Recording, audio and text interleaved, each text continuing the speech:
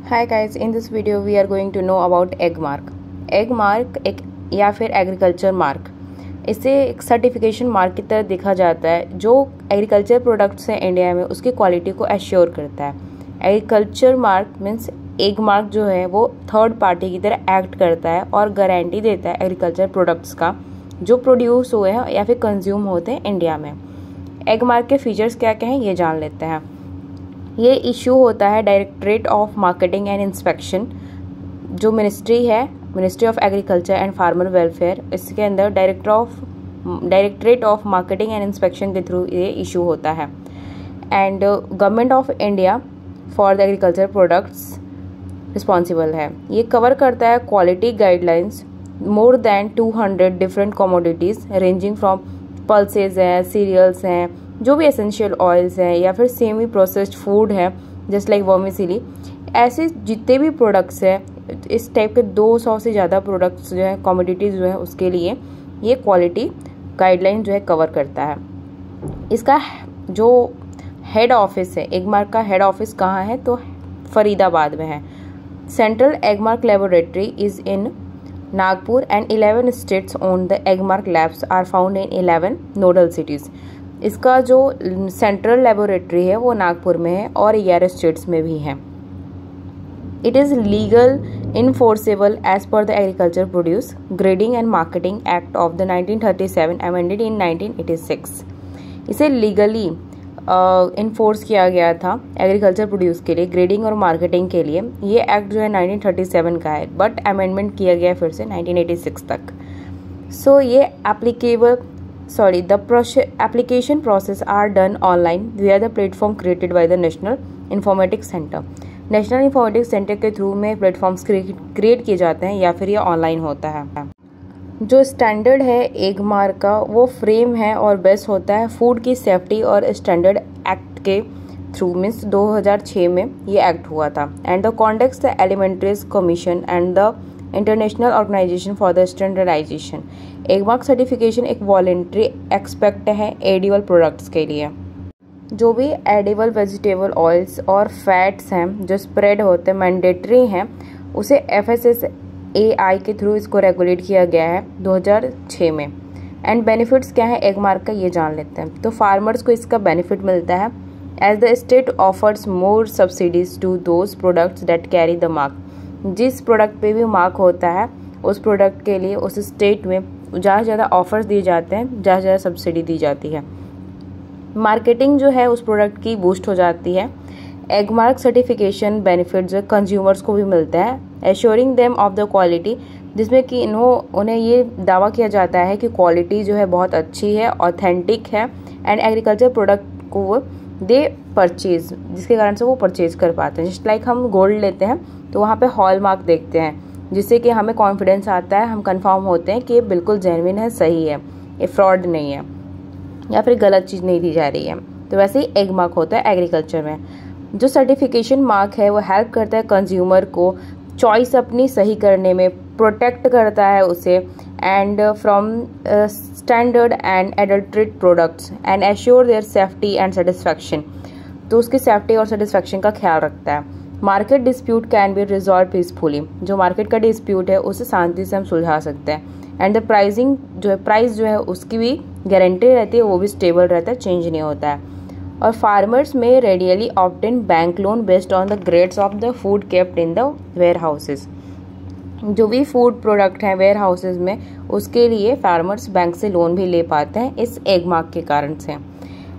Intermediaries की बात करें, office price fixing is abolished, helps to increase the crop quality. इससे क्रॉप की क्वालिटी भी बढ़ जाती है। सो हमारा नेक्स्ट टॉपिक है कॉन्ट्रैक्ट फार्मिंग, तो उसे भी अब डील कर लेते हैं। Contract farming lies an agreement between farmer and buyer.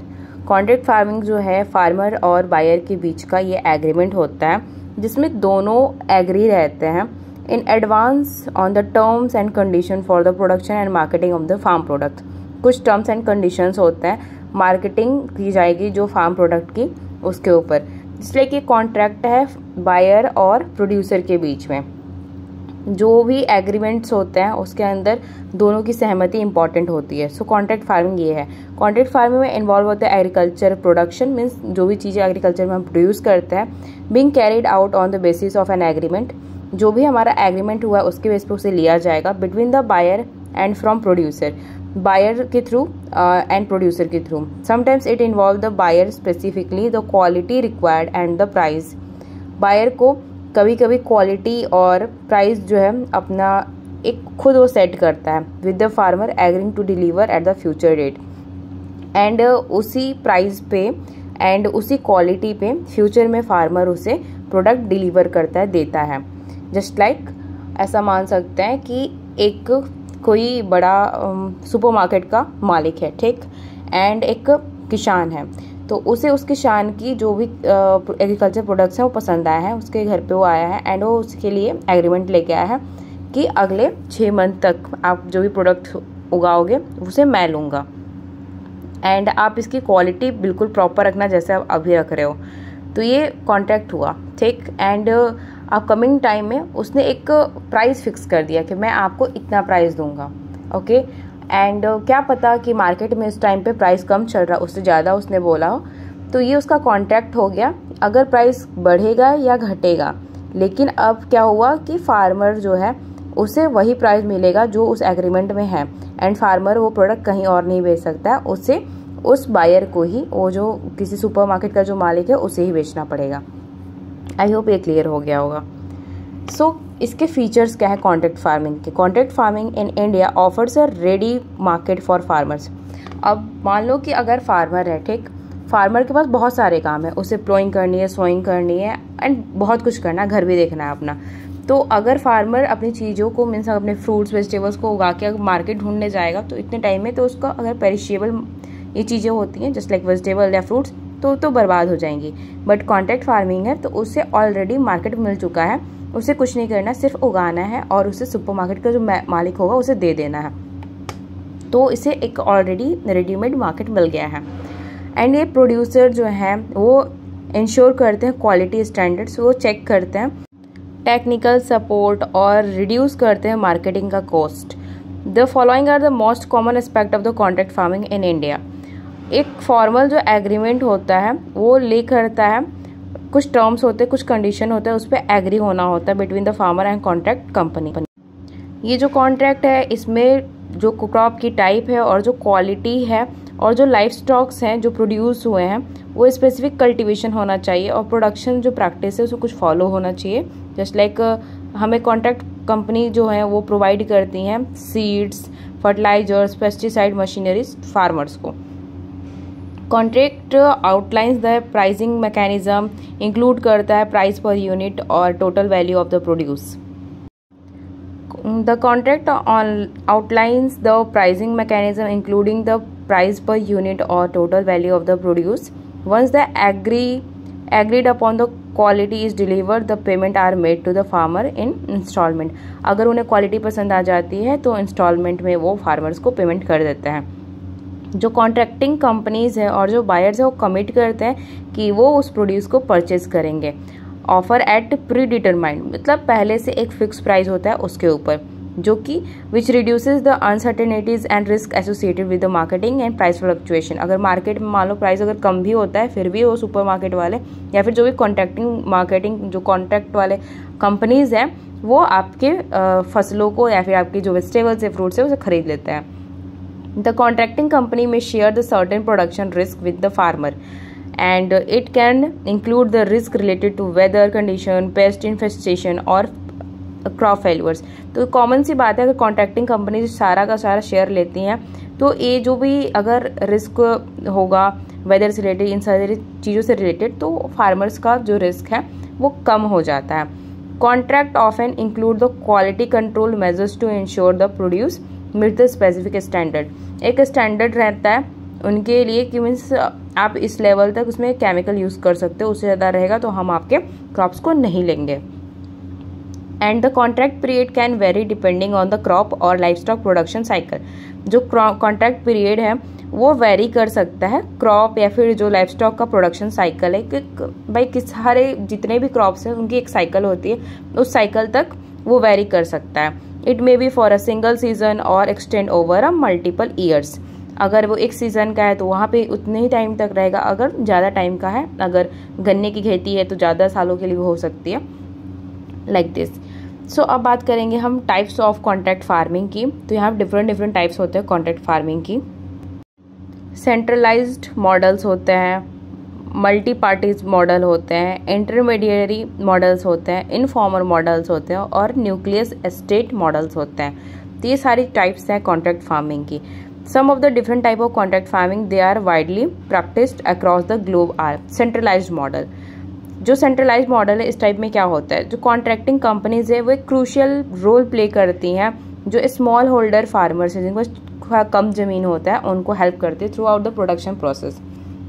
It encompasses the cultivating various crops such as tobacco, cotton, sugarcane, banana, coffee, tea and rubber। Means cash crops को उगाने में ये उनको हेल्प करती हैं। Scale of contract farming can involve many farmers often ranging in the 10 of 1000। ना बात करते हैं मल्टी पार्टीज मॉडल पे। It refers to a contract farming arrangement involving the multiple stakeholder or parties beyond the farmer and the buyer on the contracting farm companies।